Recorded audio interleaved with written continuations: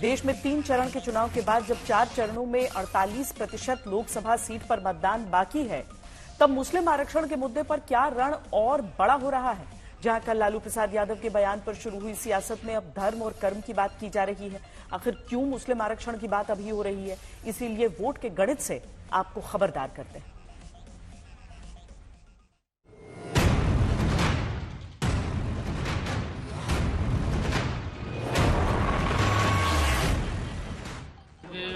तो मिलना चाहिए मुसलमानों को पूरा। आप ये लूट होने देंगे? ये आपका आरक्षण लूट लेंगे? आप देखते रहेंगे? आप देखिए ना, लगातार हमको भी दूसरे राज्य में जाकर के गाली दे रहे हैं, क्योंकि घबराए हुए हैं, डरे हुए हैं। जो नफरत पैदा की जा रही है वो क्या हिंदुस्तान को मजबूत करेगी? संविधान स्पष्ट तौर से कहता है कि धर्म के आधार पर आरक्षण नहीं हो सकता।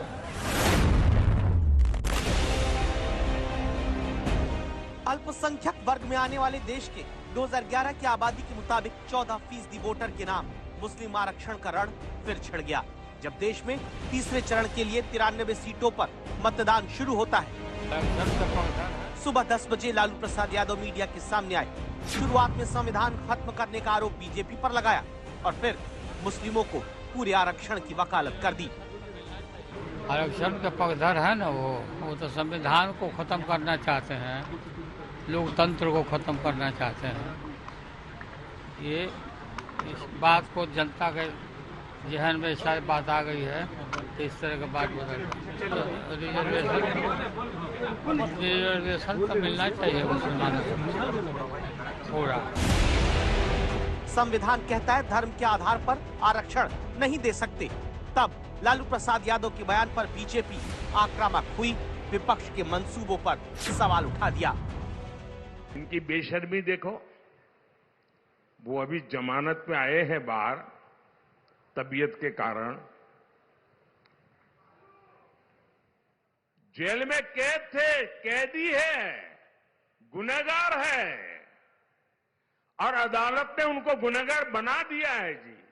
अरे आपके गांव में भी अगर कोई 6 महीने जेल सजा काट करके आए ना, तो गांव वाले भी दूर रहते हैं, बेटी का व्यवहार करने से दूर रहते हैं।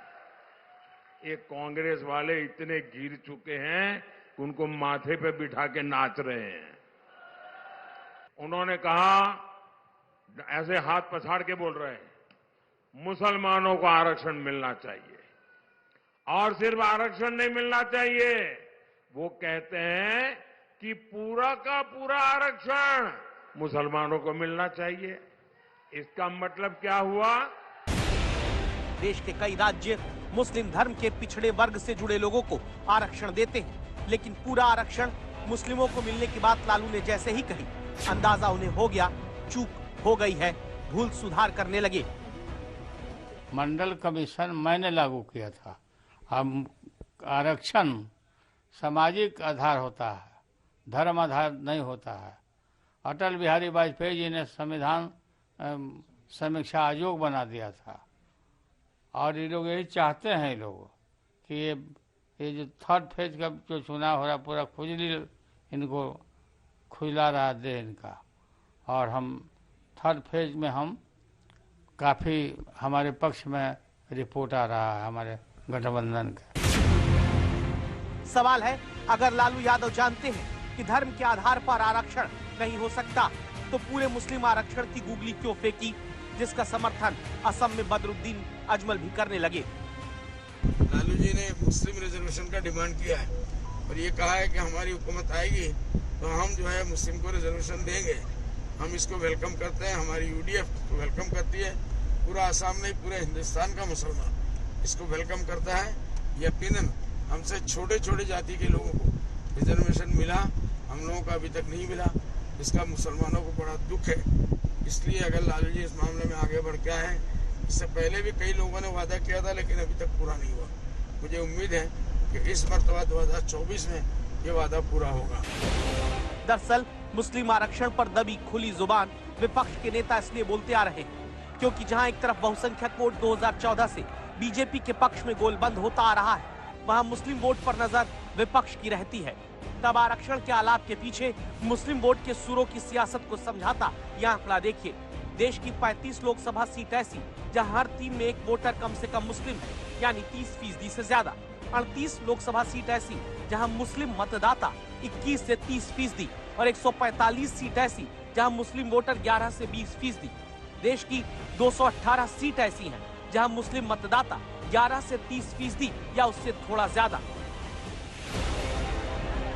इसीलिए जैसे ही मुस्लिम आरक्षण की बात आती है, बीजेपी सवाल उठाती है, क्या पिछड़ों का आरक्षण काटकर मुस्लिमों के वोट के लिए उन्हें बांटा जाएगा? यानी एससी, एसटी, ओबीसी समाज को जितना आरक्षण मिला है वो छीनकर ये लोग पूरा का पूरा आरक्षण मुसलमानों को देना चाहते हैं।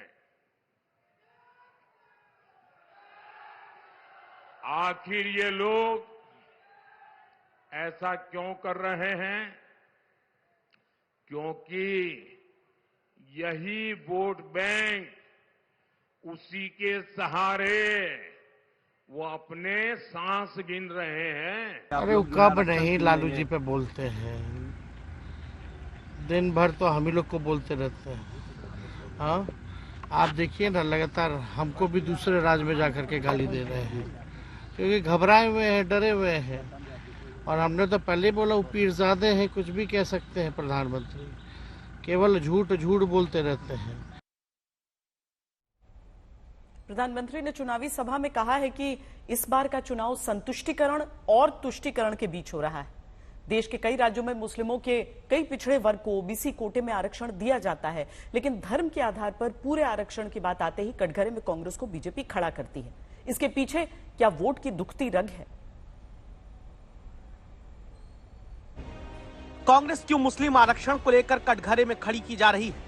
इसके लिए कांग्रेस के घोषणा पत्र में कही गई बातें और यूपीए सरकार में प्रधानमंत्री रहते मुस्लिमों को संसाधन भर पहले हक वाला दावा बीजेपी याद कराती है। और तब राम मंदिर प्राण प्रतिष्ठा से दूरी तक में ये सवाल उठा, क्या कांग्रेस को चिंता अल्पसंख्यक वोटों की ही है? क्योंकि 1989 से 2019 30 साल के चुनाव को अगर देखें तो कांग्रेस को वोट देश में 12 करोड़ के आसपास ही हर बार मिलता आया, जबकि इन्हीं 30 साल में देश में पड़ने वाला कुल वोट 31 करोड़ से 61 करोड़ पहुंच चुका है। 2004 से 2014 तक कांग्रेस देश में 36 से 38% मुस्लिम वोट एक मुश्त हासिल करती आई, लेकिन 2019 में मुस्लिम वोट कांग्रेस का घटकर 33% हो चुका है। 2014 में कांग्रेस को अगड़े मुस्लिमों ने 42% और पिछड़े मुस्लिमों ने 37% वोट दिया, लेकिन 2019 में ये भी घटकर 39% और 28% हो गया। भारत का संविधान धर्म के आधार पर आरक्षण स्वीकार नहीं करता और भारत के संविधान को संशोधित कर धर्म के आधार पर आरक्षण देने के दुस्साहस कांग्रेस पार्टी के या उनके सहयोगी दल के ये मंसूबे कभी कामयाब नहीं होने पाएंगे। लेकिन हाँ, ये सत्य है कि लालू प्रसाद यादव जी ने राहुल गांधी के प्लान से पर्दाफाश कर दिया है। देश को बता दिया है कि राहुल गांधी और इंडिया अलायंस की मंशा यही है कि वो धर्म के नाम पर मुस्लिम समाज के लिए आरक्षण करेंगे। ये राहुल गांधी का मंतव्य है, यही इंडिया अलायंस की कोशिश है। इसीलिए जैसे ही लालू प्रसाद यादव की तरफ से पूरे मुस्लिम आरक्षण की बात आती है, प्रधानमंत्री विपक्ष पर सवाल उठाते हुए इसे तुष्टीकरण बनाम संतुष्टीकरण का चुनाव कहते हैं। साथियों, इस बार का चुनाव संतुष्टीकरण और तुष्टीकरण के बीच हो रहा है। बीजेपी एनडीए का पूरा प्रयास अपनी मेहनत से देशवासियों को संतुष्ट करने का है। वहीं इंडी अगाड़ी वाले अपनी साजिशों से अपने वोट बैंक के तुष्टीकरण में लगे हैं।